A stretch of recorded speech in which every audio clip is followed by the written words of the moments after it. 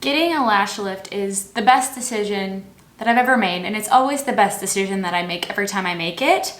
Look at these. Also, while we're fully zoomed, I gotta say, I am wearing two of the invisible patches from Hero Cosmetics. Not only are they invisible, but they are truly sucking the living hell out of these pimples. Highly, highly recommend. I am not wearing any mascara. Zero. That is not why we are here today, though. We are here to discuss a plethora of sunscreen options for those with sensitive skin, for those who prefer mineral options but maybe want a few chemical options, and especially for those who are looking for things that are fragrance-free, oil-free, and safe for acne-prone skin. I have been compiling this list for so long, but I feel like sunscreens keep coming out and new and better ones continue to be developed, and so I just kept pushing it off, but I get so many questions about what my favorite sunscreens are, so I just wanted to put it out there. I also have video of every single one of these being applied to my face so you can see what it looks like on, as well as a breakdown on the price, the star ingredients, and why I prefer these sunscreens over the many that are available in the market. Lastly, if you are not following me on TikTok, I will link it up above here. It's at Rudi Berry. I always put my try-on videos on there first, like my first impressions videos always go on TikTok. I have used all of these on there, and anytime that I try a new sunscreen, I put my review on TikTok first. If you are new here, welcome. My name is Rudi. Thank you so much for stopping by. We talk about more than just sunscreen on this channel. We talk about makeup, beauty, acne, skincare. We also do vlogs every once in a while, and I would love to have you subscribe.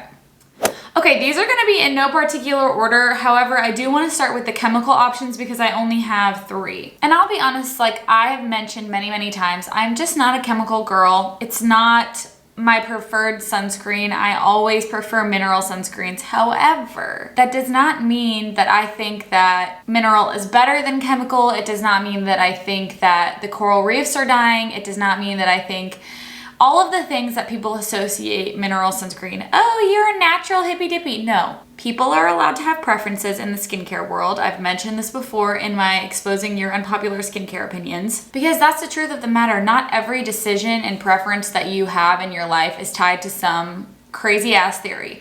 I like the way mineral sunscreens look and feel on my skin. I feel like they work better on my sensitive skin. End of story. Does that mean I will not use chemical sunscreens? No, I have options here for you, but just be warned that the majority of the options are going to be mineral. Also, when it comes to sunscreen application, truly, if you have a sunscreen that you like and you use every single day, like you're already doing more than 90% of the population, I'm very proud of you, and do as much as you can, but don't stress yourself out over it, okay? I see people applying like truly full handfuls of sunscreen and rubbing it in their hair and in their clothes. And like, if I saw that and I did not use sunscreen, that would push me a lot farther away from it. So just do what you can and continue to improve little bit by little bit, but I know it can be overwhelming and daunting. I hope this list is helpful to you in some way. Okay, my first option that I wanted to talk about is the Neutrogena Invisible Daily Defense SPF 60, and it is a face serum. This is 1.7 fluid ounces, and it is about $15 at Target. I have mentioned before that this is basically one of the only chemical sunscreens that I will use on my skin. I have introduced one more since that video recently, and I just absolutely love this for days where you are outside in the sweltering heat. So this is a fragrance-free formula, and it is an SPF 60, which to me is incredible. I feel like it really helps me with reapplication because it is a chemical sunscreen and it's so thin and lightweight. It has a few ingredients in here to help people with sensitive skin or sensitized skin, like ginger extract and feverfew extract. Those are both really good at calming the skin, and I think they're good additions for a chemical sunscreen because typically people who do have sensitive skin end up getting irritation from chemical sunscreens. And honestly, there's no exception with this one. I still do feel like my skin is slightly more irritated when I use a chemical sunscreen in general. However, this is one of the best ones that I've ever tried. Don't be fooled by the serum in the name. I think that what they're just trying to say is that it's a very thin, lightweight sunscreen that can be worn under makeup, which I totally agree with. It leaves a very beautiful, glowy, dewy finish, but it completely dries down, which is even better. If you are looking for a good chemical sunscreen that does not leave a white cast on any skin tone, this is definitely one I would recommend, especially if you have sensitive skin. The next option that's also chemical in this exact line, and why I wanted to mention it afterwards, is the Invisible Daily Defense Face Mist, and this is an SPF 50. I also quickly wanted to mention that the body version of the Invisible Daily Defense line from Neutrogena was found on the list of sunscreens that included benzene in a specific batch and lot number. I can leave the Dermatology Times article down below if you're curious and you haven't taken a look at your sunscreens. Both of these and the actual body lotion from this line are completely safe. It's just the body spray that was found to include benzene. A few things to note with this one: it does include the feverfew extract to help with sensitive skin. It is also a chemical spray. However, this one does include fragrance in the ingredient list. I will be 100% honest with you, I'm not a huge reapplication person unless I am directly outside in the sun all day or during the day, but when I am, this one is my go-to. I just really prefer applying a spray on my skin over my makeup rather than like pumping something out and using a sponge to reapply over makeup. Something about that feels very dirty and bacteria feeling. So a spray is my go-to. If you have a spray that you really like that is made for the face, that is maybe mineral or sheer, let me know, because I'm not married to this one. However, this was the best for me when we were on vacation in Miami for reapplication on the face. My husband and I both really loved it. Also, this is 3.4 fluid ounces for, again, $15 at Target. These are similarly priced and I think they work very well together. The last chemical option that I want to talk about is actually newer to me, and it is from the brand Bondi Sands. This is also the most affordable sunscreen on this list. It is $10 for 2.5 fluid ounces. This is a fragrance-free sunscreen. They are very proud of that. It is listed straight away on the bottle, and it is a chemical sunscreen. I have actually started to prefer this chemical sunscreen over the Neutrogena Invisible Daily Defense because I feel like it just leaves more of a natural glow, and for some reason I just enjoy the application of this one a little bit more. This has also become the sunscreen that my husband wears every single day because he was wearing the Roche Posay Anthelios chemical sunscreen SPF 15, which is just not enough. And so I told him to start using this one and he really does like it. Beyond the fact that this one does not leave a white cast, and that includes on dark skin tones, the main ingredient in this after water is aloe leaf juice, and I freaking love aloe. If you have sensitive skin, you've probably dabbled with aloe in the past, and so to have a chemical sunscreen that is doing its best to provide options and ingredients that are going to help counteract some of the irritation, those are the ones I'm gonna go for. Also, a big claim with this sunscreen is that it was made in the Australian heat and that they know what they're doing with their SPFs. Totally agree. This is new to the United States, so if you're looking for a good summer sunscreen that's really lightweight, leaves your skin super glowy, I will say it doesn't dry down quite as much as the Neutrogena, but I do like the experience more, and it really does not have a fragrance. And again, it's $10. A huge problem I have with sunscreen and like sunscreen gate and people constantly pushing sunscreen is that it can be very expensive to reapply and use every single day, every 2 hours. $10. I love to see it. All right, let's get into some mineral sunscreens that I feel are super unique, and then we'll kind of end on the classic mineral sunscreens that I've really been loving. So first I want to talk about the Beekman 1802 Milk Primer SPF 35 sunscreen. This was in my favorites video last month, and for very good reason. This is 1 fluid ounce, it's in a glass bottle, and it is a 100% mineral sunscreen. It has 13% zinc oxide as the main sun ingredient. I will say I don't have any combination sunscreens here today. I know that Elta is one that people recommend to me all the time, and I'm totally willing to give it a shot. I'm just not someone who prefers a combination. I'm kind of like, I'm either gonna go fully mineral and like feel good about wearing it all day and having sensitive skin, or I'm gonna apply this if it's like really hot out and I just wanna continue to reapply. I don't know. That's a tangent. This is probably the most unique sunscreen that I've tried in feel. It is incredibly hydrating, and it is basically like a burst of like hydration and water on your skin. It is also the thinnest sunscreen I've ever tried. It comes out as a complete liquid, whereas this one says it's a serum. I would say this is like the consistency of like a hydrating toner. I absolutely love the feel of it. I love that it's in a glass bottle, although it is not great for travel, and it's also very expensive. It's about $25 for this sunscreen. Not the most expensive on the list, but for 1 ounce, it's pretty pricey. Again, incredible for sensitive skin. It's made with goat milk and it's made with sensitive skin in mind. I really love everything that Beekman has come out with in the past year. I love using this on days where I really don't want to think about my skincare and I just want something lightweight and easy to throw on. And it just feels luxurious to use. I know that I had a comment from someone who said they didn't like this one. She had mature skin and that it settled into fine lines and left a white cast. I'm gonna go ahead and say that all mineral sunscreens have some sort of white cast to them, and anytime that you see marketing that claims that it is 100% invisible, just know that that's not true. Like, it's not ever gonna be true because zinc oxide is not invisible in any way. Do these leave a white cast on me? Not really, and if they do, I'll absolutely let you know, but just keep that in mind while we're going through the mineral list. Very, very minimal white cast on me with this one. I think it could be really good for reapplication as well, as long as you're not wearing any makeup. Super, super unique. Okay, so let's get into a few tinted options. I just have to let you know off the bat, like, I am a tinted girl. I freaking love a tinted sunscreen because I feel like it allows me to kind of cover up a few blemishes, redness, while still protecting my skin, especially with brands like La Roche-Posay. Okay, so this is the La Roche-Posay Anthelios Tinted Mineral SPF 50. This is 1.7 fluid ounces for $33.50. I mean, she is pricey. I don't know. I actually have an entire breakdown of La Roche-Posay versus CeraVe products, including their sunscreen, so I can link that up above. This is actually the sunscreen that I'm wearing today. It is oil-free, safe for sensitive skin. Anytime that you use something from La Roche-Posay, I know for a fact that I'm not gonna have a reaction, I'm not gonna have irritation, and that, like, knowing that is worth $1 million to me. Like, knowing that no matter when or how I use this product, that I'm not gonna break out and it's not going to increase any irritation on my skin is just so comforting.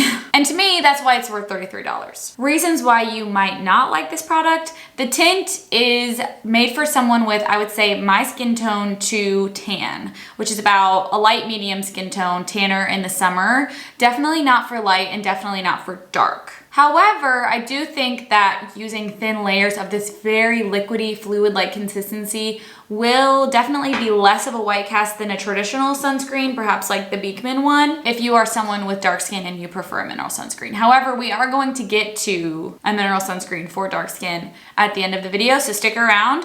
But if you like super lightweight, thin, liquidy consistencies that are very safe for sensitive skin, or you have a similar skin tone to mine, this is the bomb. Another option that is very similar to La Roche-Posay, which also the La Roche-Posay tinted, they have an untinted version of this one that people also like a lot.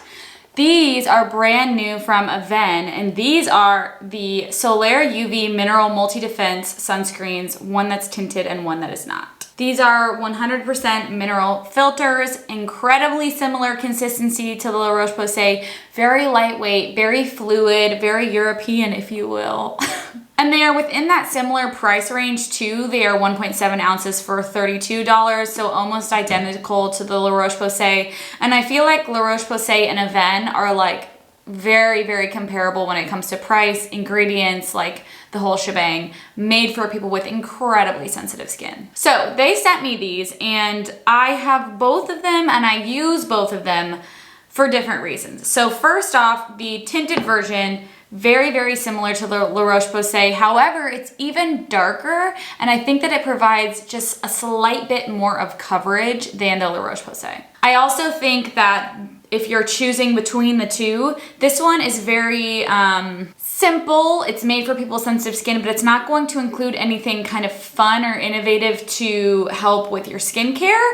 Whereas these include a few cool ingredients. We have niacinamide, we have bisabolol, we have allantoin to kind of help with smoothing and brightening your skin. So they have a few added benefits if you're looking for something a little bit more robust, but also good for sensitive skin. Of course, they have their spring thermal water included in them, which is like the main draw of all of the Avene products. So I'm glad that I have both because the invisible one, which is white and does have a white cast, if you ask me, their main marketing here is that it's completely invisible. I think if you're using the recommended amount, which is 1/4 of a teaspoon, it's not going to be 100% invisible. It's just not because it is made with zinc oxide. However, I like to mix these two to get my perfect shade. So I'll do one finger of this one and one finger of this one, and it will be my exact skin tone. Is that good for you? No, it's very expensive. That is suddenly $60 for sunscreen. But if you are someone who has a little bit of a darker skin tone than me, I can pull this one off in the summer, and you want a little bit more of the fun ingredients than the La Roche-Posay, I would try this one. And if you have light skin and you don't mind using a mineral sunscreen that has a bit of a white cast, it's truly not that bad. And I have a few friends who have tried this on its own and liked it. They do have a regular untinted version as well. I really like to use these when I'm feeling really, really irritated, or when I'm dealing with tretinoin skin that's just feeling like it's mad at me. I have hives, I have irritation, because again, I know for a fact that they were made with sensitive skin in mind, and I don't have to worry about any of that.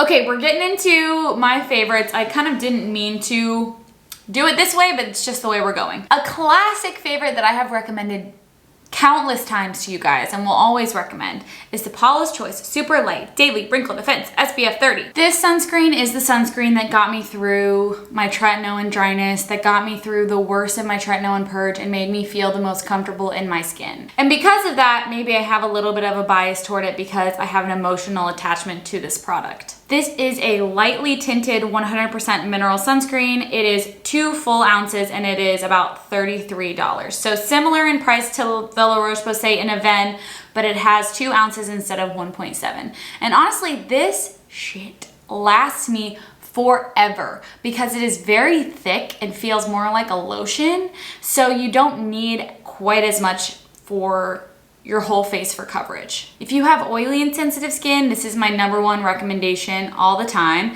If you have dark skin, it is going to leave a bit of a white cast. There's really no way around that because again, it is 100% mineral, but it's just gotten me through so much in life. It is especially great in the summer, and I don't think that it leaves a mattifying look. I think that it leaves kind of a natural finish. I love everything that Paula's Choice does. I'm just a huge fan of their line, and I just love the sunscreen. It will always be my #1 favorite.